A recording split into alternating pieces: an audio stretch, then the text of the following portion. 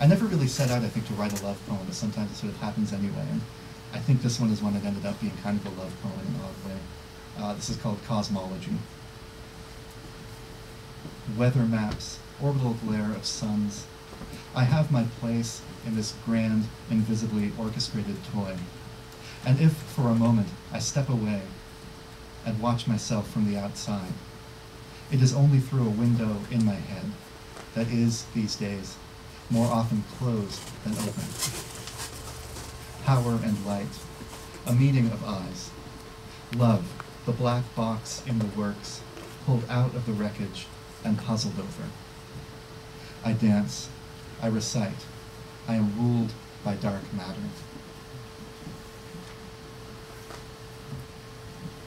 And this is a new one. It's called Nostalgia, and it comes from all from a single sort of image that haunted me for some time, and I don't know where the image is coming from. I assume this is mine, right? I'm going to drink it, so if it's yours, speak up now. All right, here it goes. Drinking is 9/10 of the law. An image that just was in my head for some time of a guy, sort of me, I guess, sitting in an empty movie theater, me being the only person in the audience watching these movies, and the thing that was on the screen was in fact his childhood, these images from his past. And I just had this image for a long time and finally wrote a poem starting with that and taking off from there. Nostalgia. That theater where they show scenes from your childhood over and over, it's getting run down.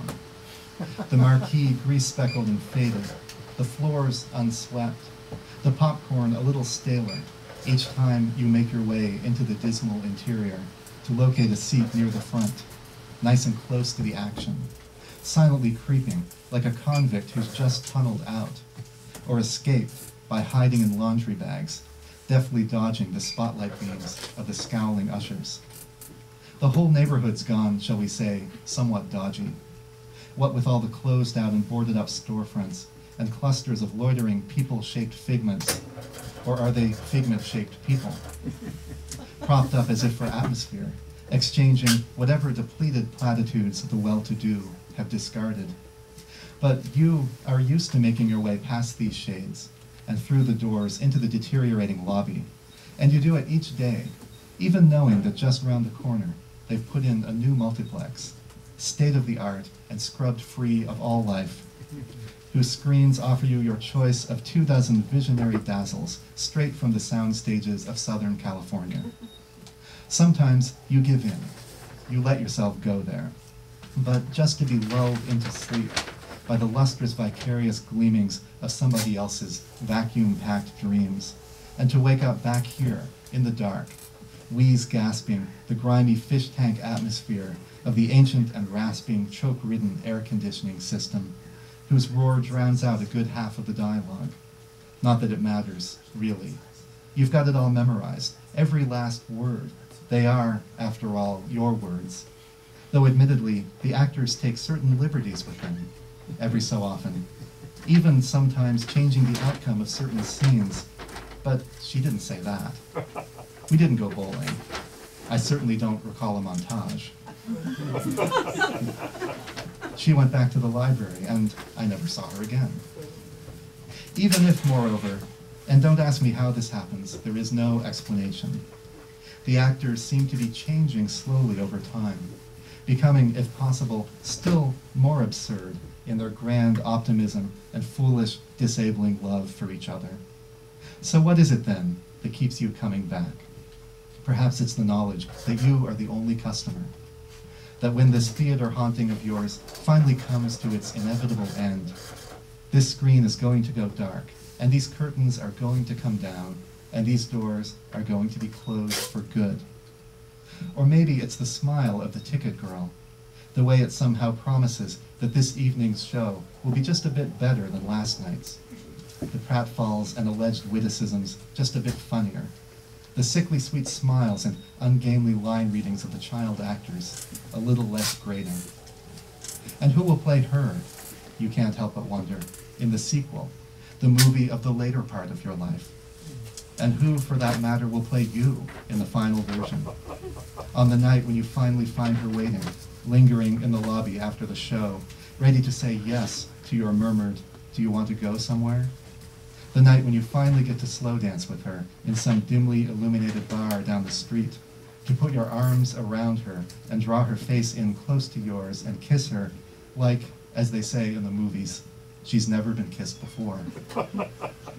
All while you sit watching, silent and still and alone in the dark, and the air conditioner pumps out its cold sighs, and the faithful projector grinds doggedly away.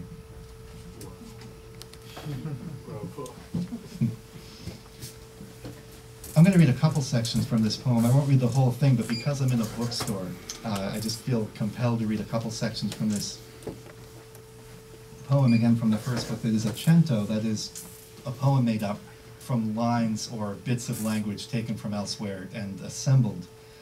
And I guess the genesis of this one goes back many years to when I was sort of probably back in college, I think. And as a young man, I would hang out in bars and various places where young women would gather, but I think especially bars, trying to be charming and sort of in the hopes that one of them at some point would sort of, like me and invite me back to their apartment, and maybe if things went well, I could get a look at her, at her bookshelves. Because that's how you really get to know a person. And so people put them online now, right? On Facebook, there's these things where you can list your libraries and so on, which just seems a little slutty to me. But I wrote this poem that is all made up of titles of books that, it was originally going to be titles of books that I actually owned and had read. And then I needed a few that I actually hadn't read but I owned. And then I needed a couple that I didn't actually own. I thought about buying them just so that, but I didn't do that. That just seemed too crazy. So I cheated on a couple. But most of them are books that I either have or have read or have some sort of relationship to. And probably they're all in here because the selection in this bookstore is excellent.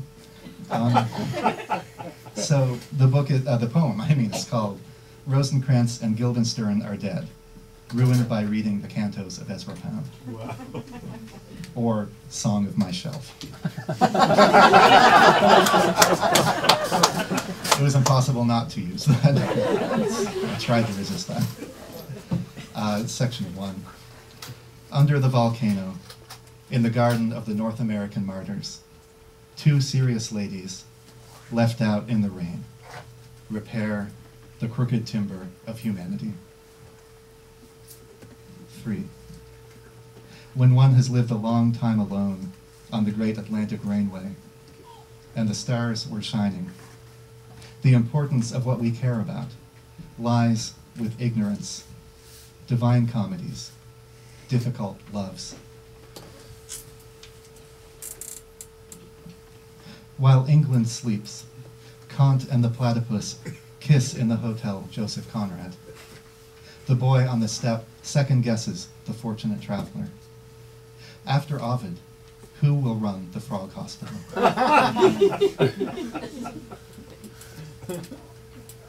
This section starts out with the title of one of my favorite novels of all time by Italo Calvino. It's wonderful. If on a winter's night a traveler, coming into the country on a pale horse, opening the hand the rest of the way for the Union dead, travels with ignorance of love and other demons, love and its place in nature, seeing things, home truths, signals of distress, as if the half-life of happiness is 5, as if the world is the home of love and death. What can I do? If on a winter's night a traveler travels, can you stand to be blessed? Can you hear, bird, what we owe to each other? And the final section, section 9, which is the shortest of them. Little friend, fall on your knees. Let it come down. Call it sleep. You're a very well-behaved audience because many audiences can't resist the temptation to shout out the name of the author when they recognize it. I appreciate your holding that to yourself.